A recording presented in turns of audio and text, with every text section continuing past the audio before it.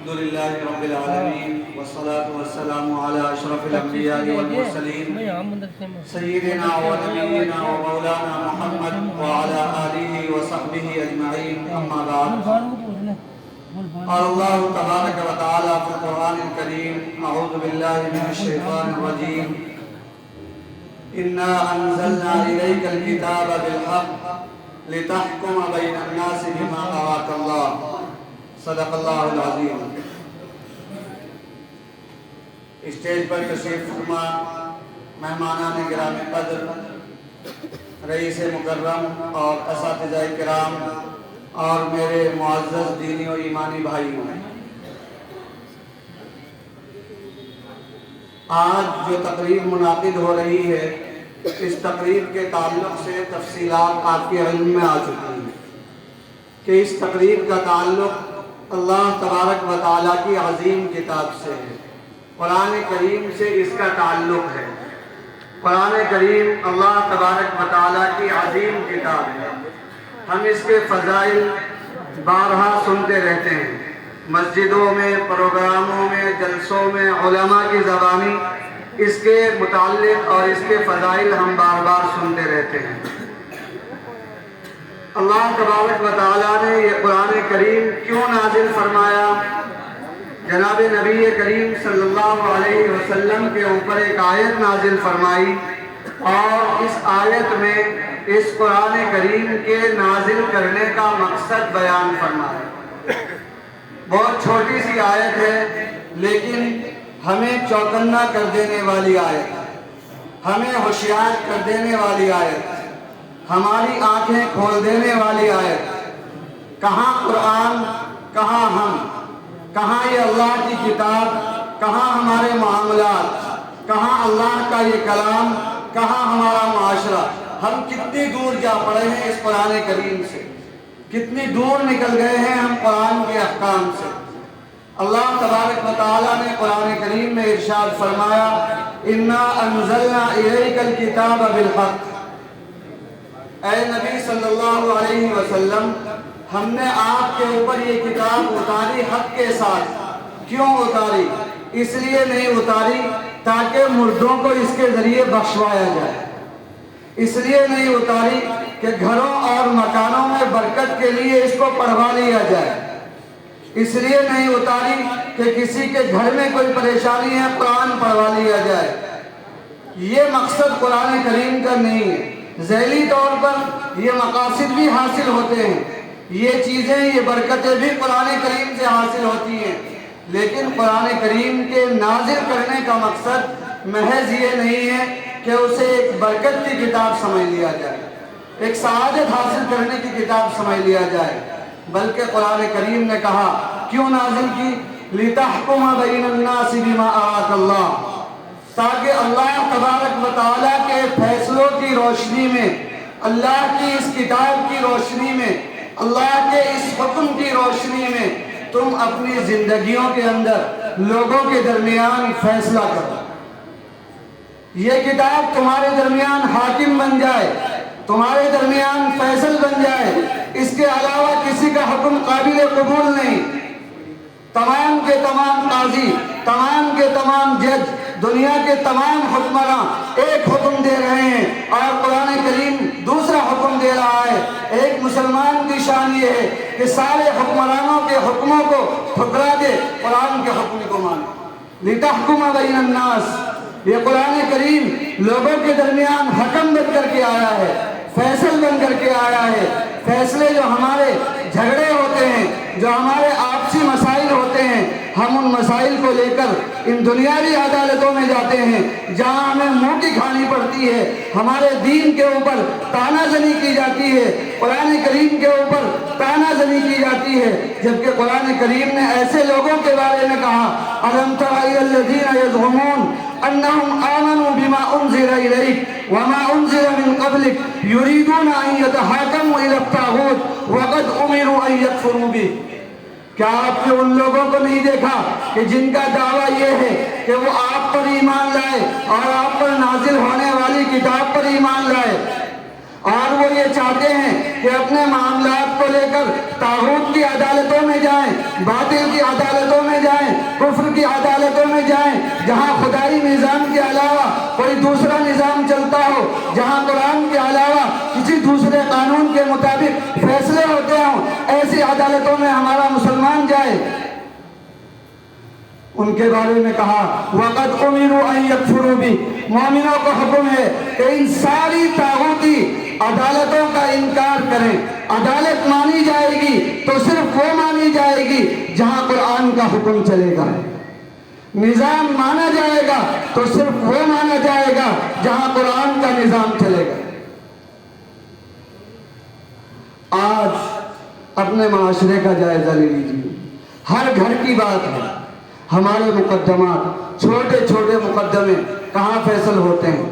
کوئی آپس میں جھگڑا ہو جائے، کوئی مفتی کے پاس نہیں آتا، کوئی قاضی کے پاس نہیں آتا، سارے کے سارے ان دنیاوی عدالتوں کے پاس جاتے ہیں، اور ان دنیاوی عدالتوں کے پاس جانے کے نتیجے میں آج جو صورتحال ہمارے ملک کے اندر پیدا ہو رہی ہے، طلاق کا جو مسئلہ ہوا، حجاب کا جو مسئلہ ہوا، جو پٹیشن داخل ہوئی اور جو فیصلے آئے، جو قانون بنے، جو دستور بنا، یہ صرف اس بنیاد پر کہ ہم نے خدائی نظام کو ٹھکرایا، قرآن کی عدالت کو ٹھکرایا، اور جب ہم قرآن کی عدالت کو ٹھکرائیں گے، خدائی نظام کو ٹھکرائیں گے، تو یاد رکھیے کہ اسی طرح ہم دنیا کے اندر ذلیل و خوار اور رسوا ہوتے رہیں گے۔ آج ہم قرآن کریم میں غور و فکر نہیں کرتے، قرآن کریم میں سے نصیحت حاصل نہیں کرتے، قرآن کریم کے نازل کیے جانے کے مقصد سے ہم لوگ بالکل ناواقف ہو چکے ہیں۔ قرآن کو ہم نے بالکل محدود کر لیا ہے۔ یہ قرآن تو ہدی للناس، سارے کے سارے انسانوں کی ہدایت کے لیے ہے۔ ہر مسلمان کی ذمہ داری ہے کہ اعلان کرے کہ میرے پاس جو کتاب ہے، یہ کتاب ایسی ہے جو ہندوؤں کو بھی ہدایت دے گی، جو پارسیوں کو بھی ہدایت دے گی، جو جینیوں کو بھی ہدایت دے گی، جو عیسائیوں کو بھی ہدایت دے گی، جو یہودیوں کو بھی ہدایت دے گی۔ لیکن کیسے کرے گا مسلمان خود اس سے ہدایت حاصل نہیں کرتا، مسلمان خود اس کے نظام کی مخالفت کرتا ہے، مسلمان خود اس کے قانون کی دھجیاں اڑاتا ہے۔ یہ ہمارے معاشرے کی تلخ صورتحال ہے۔ کہیں بھی چلے جائیے، مسلمانوں کے معاشرے میں کسی بھی جگہ چلے جائیے، قرآن الگ پڑا سسکتا نظر آئے گا، اور ہم لوگ خوشی کے ساتھ علل اعلان قرآن کے احکام کی مخالفت کرتے نظر آئے۔ حضرات صحابہ کرام رضوان اللہ علیہم اجمعین، ہم ان کی فتح کے قصے سنتے ہیں کہ انہوں نے بہت معمولی سے عرصے میں پوری دنیا کے اندر اسلام کا ڈنکا بجا دیا، اسلام کو غالب کر کے دکھایا، اسلامی نظام کو ترقی عطا کر کے دکھائی۔ کیوں؟ کیا ان کے پاس کوئی جادو منتر تھا؟ کیا ان کے پاس کوئی دوسری چیزیں تھی، کوئی دوسری طاقت تھی؟ نہیں، ہمارے پاس اس سے زیادہ طاقت ہے۔ اقتصادی اعتبار سے ہم اس زمانے کے صحابہ سے زیادہ مالدار ہیں، مادی اعتبار سے وسائل ہمارے پاس زیادہ ہیں، پھر کیوں ہم مغلوب ہیں، پھر کیوں ہم محکوم ہیں، پھر کیوں دوسروں کے دستے نگر ہیں؟ ہمارے پاس ایمان کی طاقت نہیں، ہمارے پاس قرآن کی طاقت نہیں، ہمارے پاس قرآنی نظام نہیں۔ ہمارے گھروں سے قرآن کریم نکل چکا، ہمارے خاندانوں سے قرآن کریم نکل چکا، ہماری زندگیوں سے قرآن کریم نکل چکا۔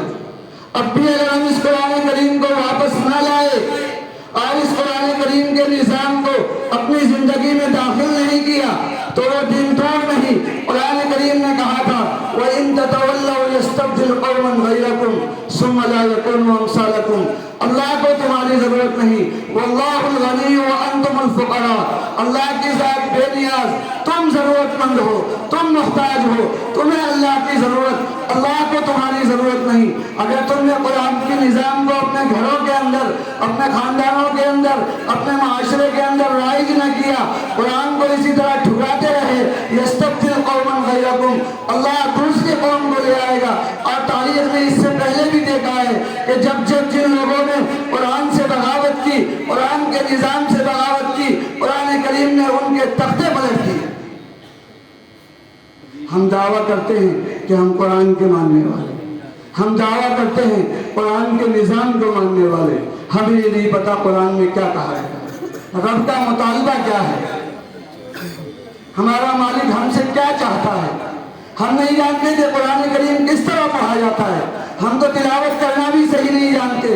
ہم میں سے بہت سارے بوڑھے اور بہت سارے نوجوان ہمارے اس معاشرے کے اندر ایسے ہوں گے جنہیں یہ بھی نہیں معلوم کہ قرآن کریم کے اندر کتنی صورتیں ہیں، پھر کس بات کا دعویٰ کہ ہم قرآن کے ماننے والے ہیں۔ شرم آنی چاہیے اپنے اوپر اور شرمندہ ہونا چاہیے اپنی اس صورتحال کے اوپر۔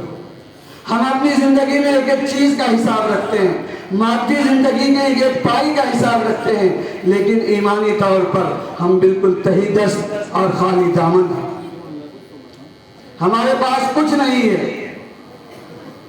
اگر ہم اس قرآن کریم کی طرف نہ پلٹے، قرآن کریم کو ہم نے اپنا ہادی، اپنا رہبر اور اپنا رہنما نہ بنایا، قرآن کریم کو ہم نے حکم نہ بنایا، قرآن کریم کو فیصل نہ بنایا اور اپنے معاملات، اپنے مقدمات قرآن کریم کی روشنی میں ہم نے فیصل نہ کیے، تو وہ دن دور نہیں کہ اس ملک کے اندر حالات مزید ابتر ہو جائیں گے۔ حالات اس وقت بگڑے ہوئے ہیں، لیکن یہ بھی اللہ کا کرم ہے کہ ابھی ہمارے پاس یہ موقع ہے کہ ہم اپنی مساجد کے اندر نمازیں پڑھ لیتے ہیں، قرآن کریم کی تعلیم و تعلم کا سلسلہ ابھی جاری ہے۔ لیکن اگر یہی صورتحال رہی، یہی غفلت رہی، تو وہ دن دور نہیں جب اسپین کی طرح، اندلس کی طرح قرآن کریم کے نسخے رکھنے کے اوپر ہمیں جیل کی سلاخوں کے پیچھے ڈالا جائے۔ جن لوگوں نے تاریخ پڑھی ہے وہ لوگ جانتے ہیں کہ اسپین کے اندر، اندلس کے اندر، جہاں مسلمانوں نے سینکڑوں سال حکومت کی، لیکن جب قرآن کریم سے غفلت برتی گئی، قرآن کریم کو زندگیوں میں داخل نہیں کیا گیا، تو پھر وہ دن بھی آیا کہ ان کے لیے دشوار ہو گیا کہ وہ قرآن کریم کا نسخہ اپنے پاس رکھیں۔ جس گھر کے اندر قرآن کریم کا نسخہ مل جایا کرتا تھا، پورے کے پورے گھر والوں کو جیل کی سلاخوں کے پیچھے ڈال دیا جاتا تھا۔ اس ملک میں بھی مسلمانوں نے طویل زمانے تک، صدیوں تک حکومت کی ہے، لیکن کیا آپ کو کبھی نفسیاتی طور پر ایسا محسوس ہوتا ہے کہ ہم اس ملک کے حاکم رہے؟ نفسیاتی طور پر جو ہمارے اندر ہیبت پیدا ہو گئی ہے، جو اغیار کا رعب پیدا ہو گیا ہے، اس رعب کے پیدا ہونے کا نتیجہ یہی ہے کہ قرآن سے ہمارا رشتہ کٹ چکا ہے، کیونکہ قرآن تو کہہ رہا ہے وَلَا تَهِنُوا وَلَا تَحْزَنُوا وَأَنْتُمُ الْأَعْلَوْنَ إِن كُنتُم مُؤْمِنِينَ۔ کمزور مت پڑنا، رنجیدہ مت ہونا، سربلندی تمہیں حاصل ہوگی بشرطے کہ تم مومن ہو۔ آج اگر ہم رنجیدہ ہیں، آج اگر ہم کمزور ہیں، آج اگر ہم پست ہیں، پسماندگی کا شکار ہیں، سوال کا شکار ہیں، تو اس کی بنیادی وجہ یہ ہے کہ ایمان سے ہمارا رشتہ، قرآن سے ہمارا رشتہ کٹ چکا ہے۔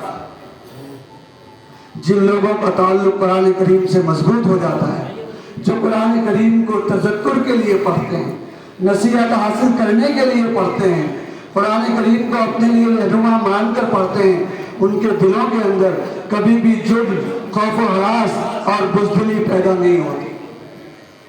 وہ بڑے بڑے مجمع کے اندر ایمان کی طاقت کے بلبوتے پر حق کا پیغام سنانے کی طاقت رکھتے ہیں، کیونکہ ان کے پاس قرآن کی دولت ہوتی ہے، ایمان کی دولت ہوتی ہے۔ وہ قرآن کریم میں تدبر کرتے ہیں، قرآن کریم کے معانی اور مفاہیم پر غور و فکر کرتے ہیں۔ دو چیزیں ہیں، تذکر بالقرآن اور تدبر بالقرآن، یعنی قرآن کریم سے نصیحت حاصل کرنا۔ یہ تو ہر انسان کر سکتا ہے، ہر مومن یہ کام کر سکتا ہے کہ وہ قرآن کریم کے ذریعے نصیحت حاصل کرے۔ تدبر بالقرآن یہ ذرا دشوار معاملہ ہے، اور ہمارے یہ مدارس، یہ دینی ادارے اسی لیے قائم کیے گئے ہیں کہ دوسری جو چیز ہے قرآن کریم کے سلسلے میں تدبر بالقرآن، کہ قرآن کریم کے بارے میں غور و فکر کیا جائے، یہ مدارس اسی تدبر بالقرآن کے لیے قائم کیے گئے ہیں کہ قرآن کریم کے آیات کے سلسلے میں غور و فکر کیا جائے، اس کے معانی اور اس کے مفاہیم کو سمجھا جائے، لوگوں کو سمجھایا جائے، لوگوں کو بتایا جائے قرآن کیا کہہ رہا ہے، قرآن کا کیا مطالبہ ہے۔ اور نصیحت حاصل کرنے والے عام لوگ ہوتے ہیں، تو تذکر بالقرآن، قرآن کریم سے نصیحت حاصل کرنا یہ ہر انسان کی ذمہ داری اور ہر انسان کا حصہ ہے۔ تذکر بالقرآن کے لیے اللہ تبارک و تعالیٰ نے ایک طبقے کو مخصوص فرمایا ہے۔ तदब्बर बिल कुरान बड़ा दुश्वार और मेहनत वाला अमल है। इमाम गजाली रहमतुल्लाह अलैह ने एक आरिफ अल्लाह वाले के बारे में लिखा है कि उससे पूछा गया कि तुम कुरान करीम से तुम्हारा क्या ताल्लुक है, तुम कुरान करीम को किस तरह पढ़ते हो? तो उसने कहा कि एक ख़त्म तो वो है जो मैं हफ्ते में करता हूँ, यानी हर हफ्ते में कुरान करीम ख़त्म कर लेता हूँ, और एक वो है जो एक महीने में करता हूँ, और एक वो है जो 6 महीने में करता हूँ, और एक ख़त्म वो है जो मैंने शुरू किया था आज से 30 साल पहले और आज तक मैं उसको मुकम्मल नहीं कर सका। ये तदब्बुर बिल कुरान है, इसमें सदियां लग जाती हैं, उम्रें बीत जाती हैं, कुरान करीम की एक एक आयत पर गौर करने पर सदियां बीत जाती हैं। हज़रत अब्दुल्लाह रज़ियल्लाहु ताला अन्हु ने अपनी ज़िंदगी के कीमती 8 साल, जिनकी ज़बान अरबी थी, जो कुरान करीम के शान नुज़ूल से वाकिफ़ थे, आयात के मानी और मफ़ाहीम से वाकिफ़ थे, कुरान करीम के तदब्बुर में 8 साल गुजार दिए थे। तो हम कम अज़ कम तज़क्कुर बिल कुरान यानी कुरान करीम के ज़रिए से नसीहत तो हासिल कर ही सकते हैं, और इस कुरान करीम को अपनी ज़िंदगी में फैसल, अपना रहनुमा और अपना हकम बना सकते हैं। आप यहाँ इस तक़रीब कलामुल्लाह में आए हैं, अल्लाह के कलाम की निस्बत पर यहाँ जमा हुए हैं। आप लोगों से सिर्फ एक मुतालबा है कि आप यहाँ से अहद करके जाएं कि आज के बाद हमारे ख़ानदान के अंदर, हमारी ज़िंदगी के अंदर कोई भी मामला, कोई भी मुकद्दमा खुदाई अदालत के बगैर तय नहीं किया जाएगा, कुरान के बगैर तय नहीं किया जाएगा, शरीयत के बगैर तय नहीं किया जाएगा। बातिल की अदालतों में, ताऊत की अदालतों में हम नहीं जाएंगे। अहद करके जाइए और इस अहद पर अमल कीजिए।